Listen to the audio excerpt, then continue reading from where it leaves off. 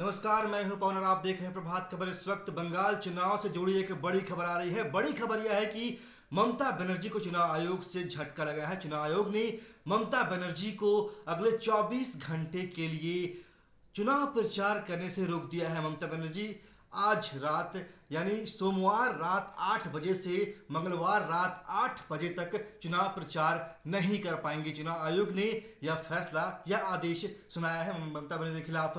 तो यह एक बड़ा झटका हो सकता है, क्योंकि पांचवें चरण के चुनाव को लेकर लगातार ममता बनर्जी रैलियां कर रही हैं, जनसभाएं कर रही हैं। इस दौर में अगर एक दिन यानी 24 घंटे अगर उनके खिलाफ चुनाव प्रचार में रोक लगती है तो यह एक बड़ी कार्रवाई उनके खिलाफ है।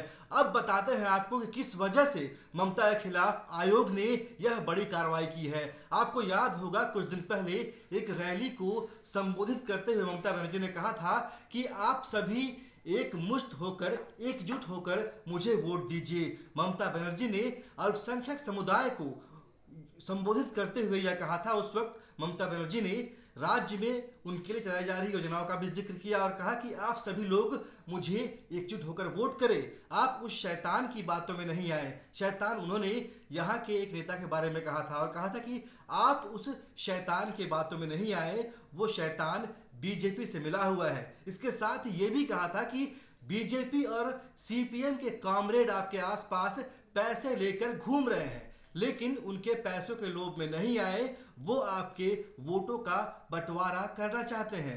इसके साथ ही अल्पसंख्यक समुदाय को डराते हुए या डराने की भावना कह सकते हैं, इसके जरिए इन्होंने कहा था कि अगर आपने बीजेपी को वोट दिया, बीजेपी अगर सत्ता में आती है तो आपकी स्थिति और भी बुरी हो जाएगी। इसके बाद से लगातार बीजेपी के नेता ममता बनर्जी को निशाने पर ले रहे थे और ममता बनर्जी के खिलाफ चुनाव आयोग में शिकायत भी की थी। बीजेपी के नेता प्रकाश जावड़ेकर ने भी चुनाव आयोग में शिकायत की थी। इसके बाद अब जाकर चुनाव आयोग ने कार्रवाई की है। हालांकि इससे पहले ममता बनर्जी ने जवाब भी चुनाव आयोग को दिया था, पर चुनाव आयोग ममता बनर्जी के जवाबों से संतुष्ट नहीं हुआ। इसके बाद आयोग ने कार्रवाई की है।